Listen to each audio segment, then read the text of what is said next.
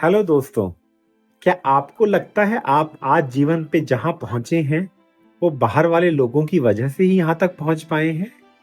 जितनी असफलता आपको मिली है, वो सब किसी न किसी की वजह से है, परिस्थितियों की वजह से है या इंसान की वजह से है? आपके दिमाग में भी अगर ऐसे क्वेश्चंस, ऐसे प्रश्न हैं दोस्तों, तो आज की वीडियो आपके लिए है। दोस्तों आखिर तक बनिए रहिएगा। हम ना ही सिर्फ इन प्रश्नों का उत्तर ढूंढेंगे, बल्कि इनके समाधान के बारे में भी बात करने का प्रयास करेंगे दोस्तों। आइए समझते हैं ये प्रश्न क्यों उठा मेरे दिमाग में। लास्ट वीक अपने एक मित्र से मिलने गया था। वहां उसकी बेटी के मार्क्स के बारे में बातें होनी शुरू हुई। परीक्षा में रिजल्ट अच्छा नहीं आया था, तो उससे पूछा, बेटा क्या वजह रही? तो बोलती, अंकल कोचिंग मेरे दोस्तों ने अच्छी जगह से ली थी, बट मैंने उस कोचिंग से नहीं लिया, तो उसी वजह से मेरे मार्क्स अच्छे नहीं आ पाए।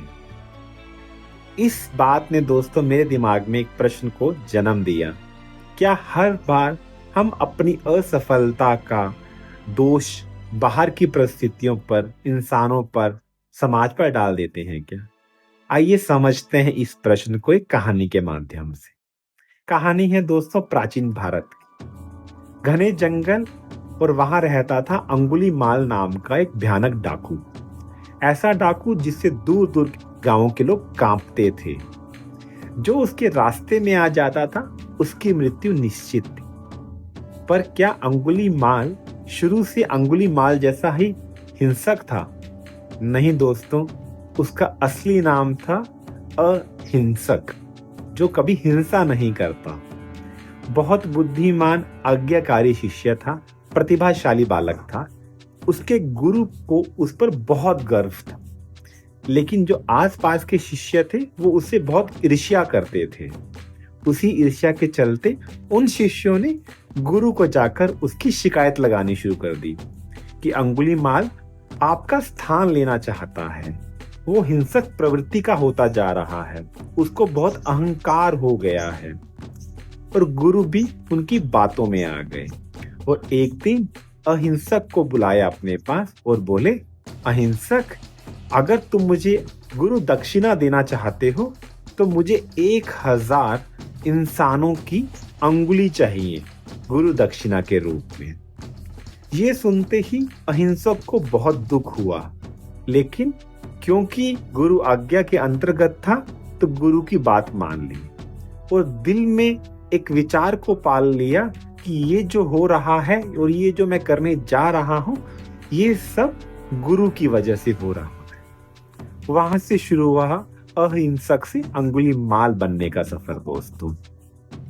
हर कोई इंसान जो उसके रास्ते में आता था उसकी अंगुली काटकर अपनी माला बना लेता था। आज की तारीख में अंगुलीमाल लोगों की अंगुली की माला पहनता है, किसी पर कोई दया नहीं करता और हर हिंसा, हर हत्या के बाद मन में यही सोचता है, ये जो हो रहा है मेरे गुरु की वजह से हो रहा है, इस समाज की वजह से हो रहा है, मेरा इसमें कोई दोष नहीं।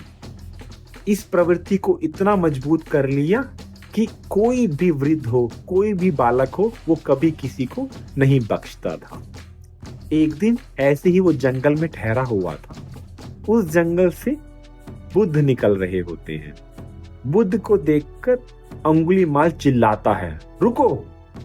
बुद्ध नहीं रुकते, शांत मन से चलते रहते हैं। बुद्ध के पीछे पीछे अंगुलीमाल दौड़ता है, लेकिन वो बुद्ध को पकड़ नहीं पाती। थका हुआ अंगुलीमाल आखिर में बुद्ध को बोलता है, रुक जाइए आप। बुद्ध मुस्कुराकर बोलते हैं, अंगुलीमाल, मैं तो कब से रुका हुआ हूं, तुम कब रुकोगे? ये सुनते ही जैसे अंगुलीमाल के दिल से कोई तीर चला गया।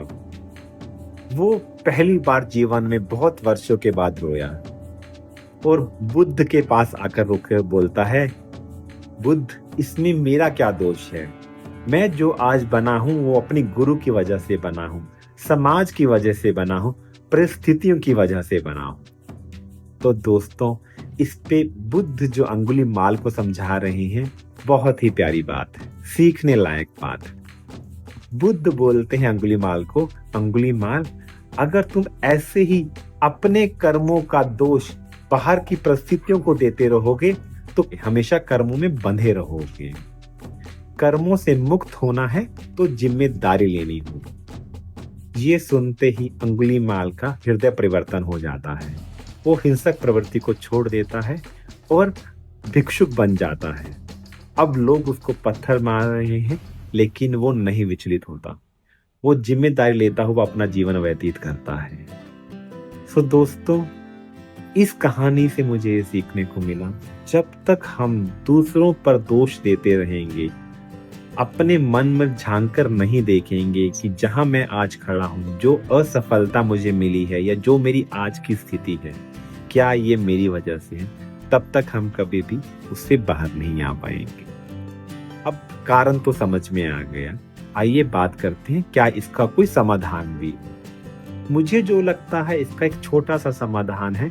सबसे पहले तो जिम्मेदारी लेना। हमें जिम्मेदारी लेनी होगी कि आज जो स्थिति है वो मेरी वजह से ही। रिस्पॉन्सिबिलिटी। और अगर आप रिस्पॉन्सिबिलिटी को ब्रेक करेंगे इस वर्ड को, तो वो है रिस्पॉन्सिबिलिटी। जो भी आपके सामने हो रहा है, आपके साथ हो रहा है, आपको उसको रिस्पॉन्स करने की एबिलिटी होनी चाहिए, विवेक होना चाहिए।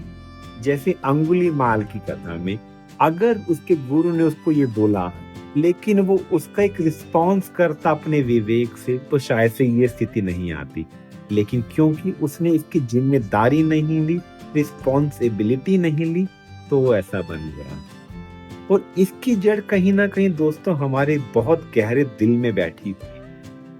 जब हमारे छोटे बालक होते हैं और कोई बच्चा गिर जाता है तो हम क्या बोलते हैं उसे? उठो उठो, खड़े हो, ये कीड़ी मर गई, ये पत्थर था, इसकी वजह से आप गिर गए, आओ इस पत्थर को मारते हैं, जमीन को मारते हैं, आप जमीन की वजह से गिर गए आप। तो बच्चे के दिमाग में भी फीड हो जाता है कि ये जो मैं गिरा हूं इसमें मेरी कोई गलती नहीं है, बल्कि इस फर्श की गलती है। इस फर्श पर गिरा हूं मैं इस फर्श की वजह से। वहां से वो सीख जाता है अपनी असफलता को, अपनी गलतियों को दूसरों के ऊपर डालने की एक आदत। तो दोस्तों, ट्राई कीजिए कैसे हम अपनी असफलता, अपने आज की स्थिति की एक रिस्पॉन्सिबिलिटी खुद ले सकते हैं, और देखिए आपको कैसे इस जीवन को परिवर्तित करना शुरू कर देंगे। इसी सीख के साथ, इसी सोच के साथ दोस्तों, आपका मित्र, आपका दोस्त आपसे इजाजत चाहेगा। जय माधव।